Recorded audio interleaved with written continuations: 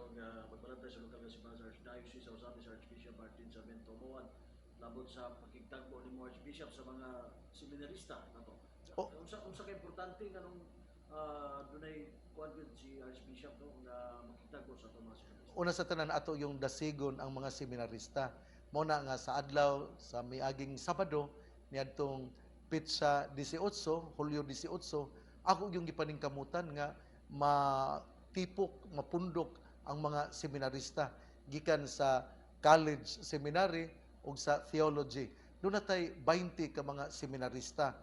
Kinigong mga seminarista, importante man kayo nga atong dasigon, atong hatagan og atensyon aron sila makaila nga sila di ay importante ug doon nagyoy papel dinhi sa Archdiocese sa Osamis. So ang ako yung punto dito yun nga madasig na ko sila ug ako silang makitaan nga gusto pa silang magpari.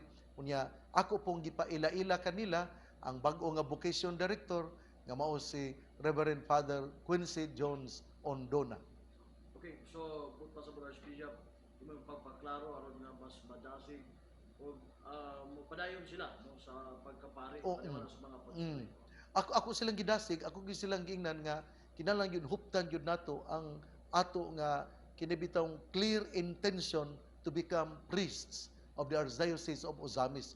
Kay ako yung gipaklaro nila nga dili gyud maayo nga 1 foot in, nya 1 foot out. Importante gyud nga kinatibuk-an gyud paghalad sa kaugalingon.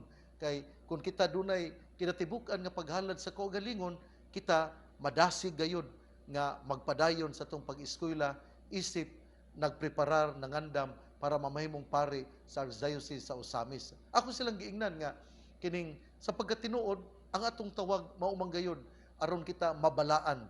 Mao man gyud ni ang tanan nga mga sakramento, ang tanang tawag nato babae lalaki, pare o dili. Ang atong tawag yun nga mamahimo kitang balaan. Pero sa atong pagkabalaan, naapod ang mga pamaagi aron unsaon nato pagkabalaan. Mo ni nga dunay gitawag og universal priesthood ug dunay poy gitawag og ministerial priesthood. Sa atong pagkabalaan, kita mga pare aron maka-apil kita sa mga pag-ampo ug pangamuyo dinha sa simbahan. Kay pare man kita, maapil kita sa sakripisyo. Pero naay gitawag og munang gitawag para sa tanan, gitawag og universal priesthood.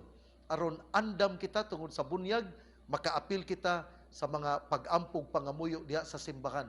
Apan dunay gitawag og ministerial priesthood, kining pagkapari tungod kay sila giatagan og kaakuhan taha sa simbahan aron sila maoy muhalad o muhimo sa mga sakramento. Mo na nga akong giklaro po nila nga kung I do not expect you all to become priests. Sa 20, mailag doon na tingali 14, 13 nga mamong pare sa pundok nila. Pero kadto pod nga migawas nga dili na mudayon pagkapare, kana ba gitawag og ex-seminarians nga unta sila pod mubalik sila, magpabilin sila nga mainiton nga moserbisyo ug mosimba sa simbahan.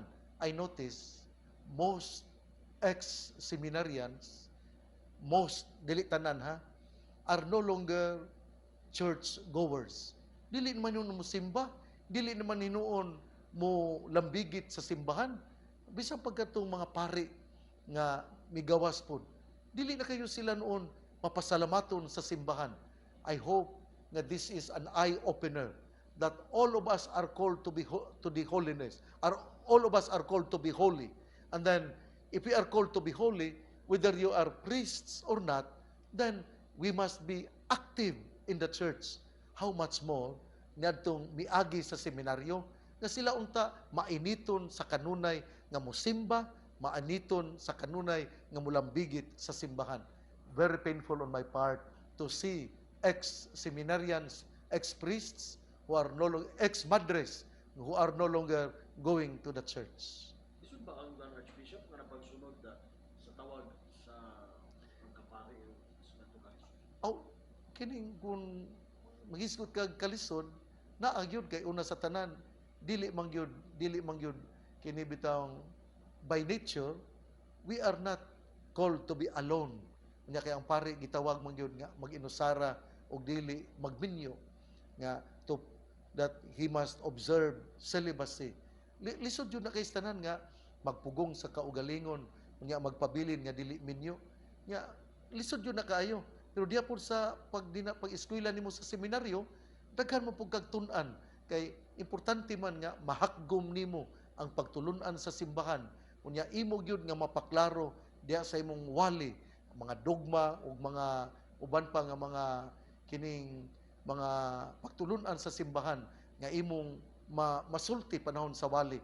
Muna nga naagyod ang memorize sa mga dogmas, ya naapod ang pagtuon yun niya, lisod yun kaayo nga ikaw mo eskwela kay naaman pod ang gitawag og human formation, psychological formation, spiritual formation, holistic approach for a human being in order to become a priest. Kay dili man lang sa utok, kundi hulmahon man pod ang kasing-kasing. Muna nga lisod yun kaayo nga kung ang pari nag-ilala nga siya mo'y kinabrightan, that is always a taboo for a priest. Kana bang garbo gyapon kay pari siya, we must possess humility. Archbishop, siguro ang kanang mga ex-seminarians na ito, may kuhan sila sa simbahan, siguro gibati nilang kaulaw, Archbishop. Ang ngayon ba nga batiw nilang kaulaw, Archbishop? Naagyon na ang kaulaw. Para sa mga ex-seminarians, mga former priests, naagyon ang kaulaw. Pero kung kita mupadayag diya sa simbahan, ang simbahan maluluyon, puno sa kaayo o gugma. Daghan mo kung doon na po daghan nga nailhan nga mga pari nga bisan kung nigawas sila, pero aktibo gyapon sila sa simbahan. Dili lang ko mo enumerate. Pero daghan po kung nakaila. Pero daghan po kung nahibawan nga murag nasuko, nga naglagot, nga pirmi nga gi-criticize ang simbahan. Pero sakto gyud ang imong gisulti nga maulaw sila. Maulaw, pero din maulaw sila nga mo lambigit or makig-alayon or makig-pirmi mo ana sa simbahan. Pero sa ako nang gikaingon, kung na ang pagpaubos o nga atong angkonon, mingon na inta nga, wala ko tawga, muna nga, mutabang lang ko sa simbahan. Mawala man ang atong kaulaw, ana. Ang importante mao, nga nakadawat sa estado sa kinabuhi, aron kung kita nakadawat sa atong sitwasyon, mahimo man ta nga mapaubsanon. Pero kung dili ta makadawat sa ato karon nga sitwasyon, permita nga maulaw. Ang pagkaulaw maoy pamaagi ni Satanas aron kita dili moadto sa simbahan. Alang sa mga buot musulod sa pagkapare sa seminaryo, Archbishop, o say angay nang buhaton labi na kadto mga young professional nato. Ay ang mga young professionals tinuod yun na atong hibaw-an nga kita nag-open karon og kining gitawag og pre-theology dinha sa St. John Paul II College Seminary sa kining Banyadero. O kinahanglan yun nga kung ikaw young professional, importante yun nga moadto ka ni Father Quincy Jones Onduna, kunya ato nga evaluaton ang imo nga estado sa kinabuhi.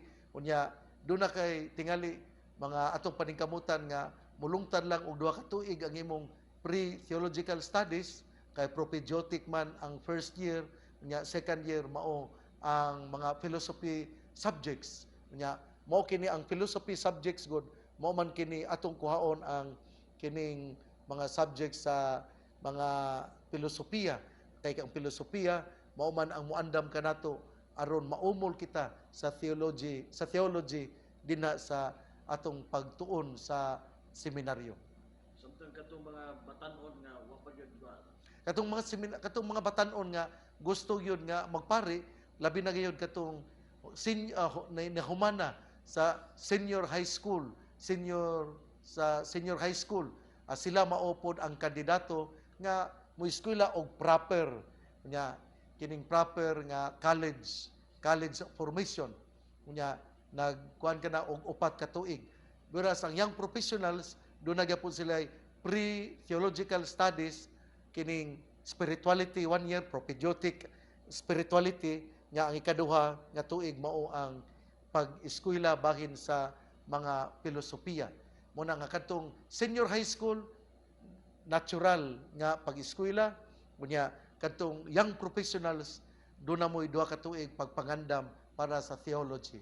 Mga August, possibly open Ang sa pagkatinuod yun, mo klaro lang yun kay ang klase yun August 24 magsugod, pero sa dili pa ang Agosto tingali first week of August gani ang uban manggali ang kining Gango Seminary murag moari sila sa Hulyo 24 tungod kay paningkamutan pud namo nga dunay 14 ka adlaw nga murag quarantine dinara gyud sa kining St. Mary's Theologate nya human sa 14 ka adlaw magsugod na pud ang ila nga kining pag-retreat nga usa ka semana mo na nga niguman sa retreat sa usa ka semana magsugod gyud dayon ang klase mo na nga human tingali sa 14 ka adlaw nanilihig naman sila sa ilang mga kwarto nga human ni ana manlimpyo tingali mo na nga mga usa ka bulan sa gyud nga preparasyon para sa Agosto 24 pero ang college seminary wala pa gyud ko kahibalo gyud kanang kanusa gyud ato ting pangutanon si Father Quincy Jones Onduna kung kanusa gyud pabalikon ang mga young professionals o ang mga kining mga natural o mga senior high school graduates nga mosulod sa seminaryo. Okay.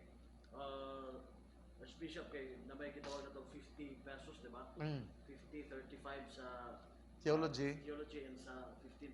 So importante po kaya na labi na katong mga nagsuporta nato sa atong mga seminarista. Akong kuan na akong doon na magiging gitawag po og kuan kanang doon tay fan campaign nga wala mahimo na itong Mayo. Nga kanang fan campaign dili man kanang makatabang yung gay na sa seminaryo kay ang atong seminarista 20 biya ka buok. Kung imo lang nang i-multiply o 5,000 sa 20 ka seminarista sa 5,000 doon na tay 100,000 monthly. Sa to pa sa 100,000 monthly nya napulo ka bulan 1 million yun ang atong gastuhonon mao na nga nindot kani on air ni kay kining ako ang akong pag-compute inato lang yun ni pero sa seminaryo kung magbayad tag 5,000 kay 20 man sila kabuok sa to pa mobayad tag 100,000 kay napulo man ka bulan sa to pa mobayad ta og 1 million para nga mogasto sa 20 ka seminarista muna nga dinha do natay fund campaign nga gipadagan nato sa envelopes nga do na pud tay 50 pesos nga ato nga ihatag sa tibuok tuig na muna nga dili man lang tingali sa envelopes dili man gyud makakuha tag 1 million muna nga do na pud tay 50 pesos aron madugangan pag yun ang ato nga obligasyon unya ato yun nga matibuok o mabayran ang ato mga gikinahanglan diha sa seminaryo. Usbo na kuha kanang kinibiyang kuta nagtabang punta ana, nagtabang ang unsay income nato sa kuta palitan ron kung dunay 15 ka seminarista diha sa college seminary. Ang atong gitabangan ang college seminary kay sa college seminary dako mo gyud gastuhonon. Kung pila ka buok college seminarians, ang kuta, ang kolekta sa kuta maghatag pod og tag sa 1,000 kada buwan sa kada seminarista. Pero adto ni sa kining sa seminaryo. Sa to pa kung dunay 15 ka seminarista, ang birhen sa kuta shrine mi hatag di ay og 15,000 kada bulan didto sa college seminary. Pero dili lang 15,000 kay maghatag man pod og 10,000 pod nga kining usapod ka kining maupod ni ang murabag kining gamay o daghan ang seminarista dunay daan 10,000 sa to pa aside from the 15,000 kung 15 ka seminarista dunay klaro daan nga 10,000 nga ihatag kada bulan ngadto sa seminaryo sa St. John Paul II College Seminary. Sa to pa ang kolekta nga makuha sa birhen sa kuta kada bulan dunay daan 10,000 og pila ka buok seminarista nga nagtungha diya sa college seminary kung 15 ka buok kun ana po na additional na po na og 15,000 kay kada seminarista, tagaan man o bayran og 1,000, pero kining paghatag adto gyud sa procurator aron magamit kini sa pagkaon sa mga seminarista. Muna nga ang inyo nga paghatag diya sa Berhin sa kuta nakatabang gayon sa college seminary. Okay. Archbishop, siguro pag-awag nimo sa katawhan, no, sa suportahan atong college seminary and sa tuang St. Mary's Theology. Una sa tanan, ako yung pasalamat sa katawhan. Dili lang nato huna-hunaon, tagaan og gibugaton ang salapi. Ang importante mao nga ato yung iampo nga sila magmulahutay sa ilang bukasyon. Prayer is very important. Unya hinaut unta nga sa kanunay ang mga seminarista nga gikan sa maong parokya, iampo gyud ninyo para mupadayon sila sa paghalad silang kaugalingon nga mamahimo nga pari o maabot. Unya sa ato pa diay duha ka punto ang akong giawhag para sa katawhan. Mutabang kita sa pinansyal nga pamaagi, unya ato pod nga iampo ang ato nga mga seminarista. Labaw sa tanan, ato pod nga iampo ang atong mga kaparian nga naa sa mga nga gi-assign sa seminaryo. Pananglitan din sa theology, ang atong rektor, si Father Ganing Husol, ang atong mga pari nga na-assign din is si Procurator, Economos, si Father Marvin Osmeña, unya naapod si Father Chris Barquez, naapod si Father Walter Patian, naapod si Dudes Suwarin, ug diri sa College Seminary, ang atong rektor sa St. John Paul II College Seminary, si Father Banet Cañete, unya ang Vice Rector, si Father Quincy Jones Ondona, ang Spiritual Director, si Father Arnold Daplin, o ang Prefect of Discipline, si Father Jesse Langgam. Atong iampo ang mga kaparian nga na-assign sa seminaryo kay dili biya sayon nga mag-umol og mga seminarista. Samtang akong giahawhag ang mga katawhan nga mag-ampo, ato pong suportahan dili lang sa pag-ampo kundi pinagi sa pinansyal nga pamaagi. Salamat sa inyong bugas nga ihatag dinha sa seminaryo ug salamat sa inyong 50 pesos nga ihatag usab sa seminaryo. Ang Ginoo nga nakakita sa inyong kaayo, panalanginan kamo ug dublihon ang grasya nga inyong madawat.